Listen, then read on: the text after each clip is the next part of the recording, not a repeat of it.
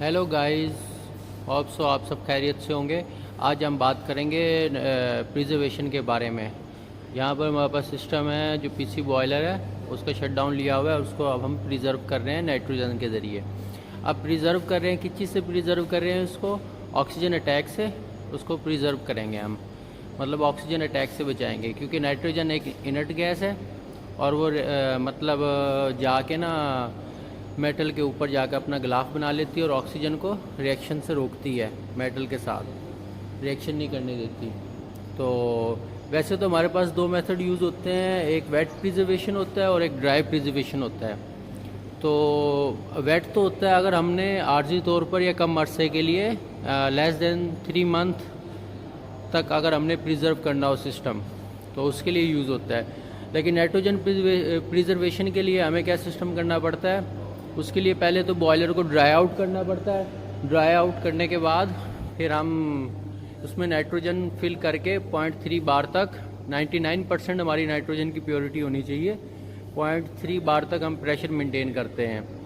और अगर इस प्रेशर में कमी होती रही है तो साथ साथ हम क्या करते हैं, इसको मेकअप करते रहते हैं, इस प्रेशर को मतलब प्रेशर मेंटेन करने के लिए नाइट्रोजन मज़ीद ऐड करते रहते हैं साथ साथ।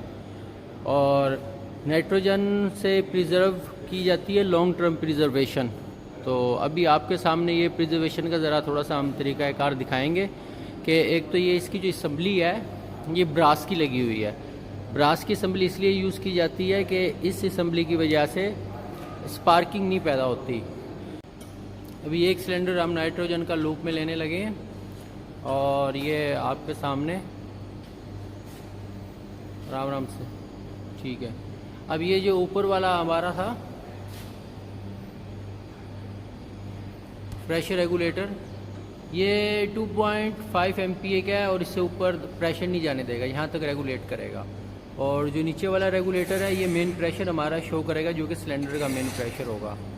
वो ये गेज है हमारी 25 MPa की, मतलब 250 बार तक की है। और जो हमारे सिलेंडर का प्रेशर होता है, इसका नाइट्रोजन के सिलेंडर का प्रेशर होता है, वो तकरीबन होता है 130 बार के राउंड अबाउट। अब ये जो एक सिलेंडर होता है ये असल में ऑक्यूपाई करता है गैस तकरीबन 6 kg के राउंड अबाउट, और अगर इसका वॉल्यूम हो 40 लीटर का।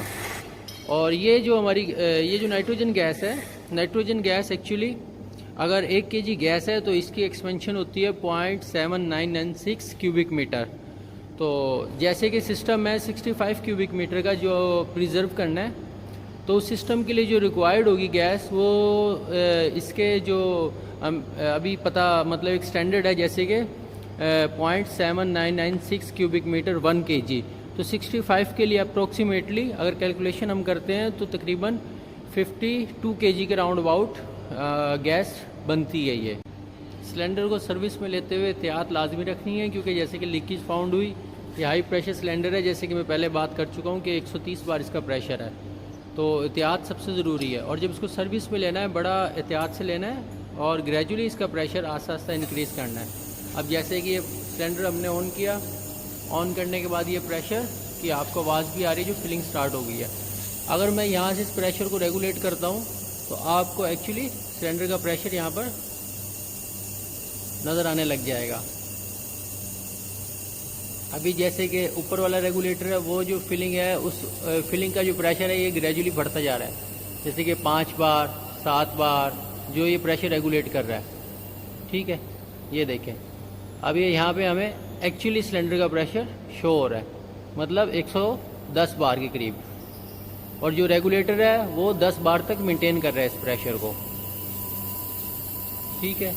अच्छा, दूसरे नंबर पे इस सिस्टम के अंदर एक और चीज़ का ख़ास ख्याल रखना है कि इसको, जैसे कि मैंने बताया पहले भी, कि इसको सर्विस में ग्रेजुअली लेना है, आस्ता आस्ता लेना है, क्योंकि इस पे इसका टेम्परेचर जो है 0 डिग्री तक चला जाता है। अगर आप जितनी तेज़ी से इसको भरेंगे उतनी तेज़ी से ये कोल्ड हो जाएगी गैस। लाइनों के ऊपर क्या होगा, आपको बर्फ़ मतलब जैसे कि बर्फ़ जम जाती है, इस तरह लाइनों के ऊपर बर्फ़ आना शुरू हो जाएगी और ये कोल्ड शॉक होगा। कोल्ड शॉक जबकि थर्मल शॉक से ज़्यादा ख़तरनाक होता है। तो नाइट्रोजन प्रिजर्वेशन के लिए क्यों यूज़ की जाती है? इसकी असल वजह ये है यूज़ करने की नाइट्रोजन की, क्योंकि ये एक इनर्ट गैस है, ये रिएक्शन नहीं करती मेटल के साथ, इस वजह से इसे मतलब हम इस्तेमाल करते हैं प्रिजर्वेशन के लिए। वैसे तो रिएक्शन इसका भी है, लेकिन अबव देन 1000 डिग्री सेंटीग्रेड के बाद ये जाके रिएक्शन शुरू करती है, उससे पहले तो इसका रिएक्शन नहीं है नाइट्रोजन का। तो बाकी ये इस मेथड के अंदर पहले आपने जब सिस्टम ड्राई आउट कर लिया, उसके बाद आप ड्राई एयर और हॉट एयर से लीक टेस्ट भी करते हैं सिस्टम का, क्योंकि आप डायरेक्टली नाइट्रोजन नहीं फिल कर सकते सिस्टम के अंदर। डायरेक्टली फिल करने से होगा आपकी नाइट्रोजन भी ज़ाया हो सकती है। इन केस ऑफ अगर कोई वाल लीक हो गया तो आपकी नाइट्रोजन ज़ाया जाएगी। तो इस सिस्टम को बचाने के लिए हम क्या करते हैं, पहले लीक टेस्ट करते हैं। अगर लीक टेस्ट में जैसे कि हमारे ब्लो डाउन्स का हेडर होता है, अगर कोई ब्लो डाउन वाल लीक है तो अगर हमें वो भी ब्लाइंड करना पड़े हम वो भी ब्लाइंड करते हैं। इसके अलावा सेफ्टीज़ भी चेक हो जाती हैं और बाकी तमाम सिस्टम जितना भी हमारा मैक्सिमम हम कोशिश करते हैं सारे सिस्टम को आइसोलेट कर देते हैं। दूसरे नंबर पे ये है नाइट्रोजन की जो फिलिंग है ना, वो अप साइड से की जाती है। उसकी वजह यह है क्योंकि नाइट्रोजन की डेंसिटी ज़्यादा होती है एयर की निस्बत। तो ये सिस्टम के अंदर अगर हम अप साइड से फीड करेंगे तो ऑटोमेटिकली एयर को ऊपर ले आएगी और ख़ुद एयर की जगह लेके नीचे चली जाएगी।